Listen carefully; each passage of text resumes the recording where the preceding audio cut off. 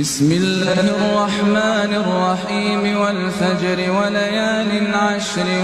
والشفع والوتر والليل إذا يسري هل في ذلك قسم لذي حجر ألم تر كيف فعل ربك بعاد إرم ذات العماد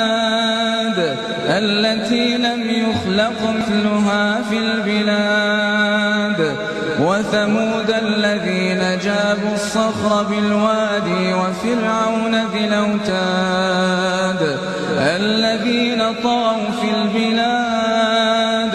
فأكثروا فيها الفساد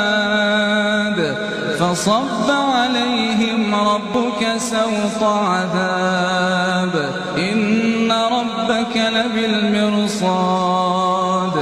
فأما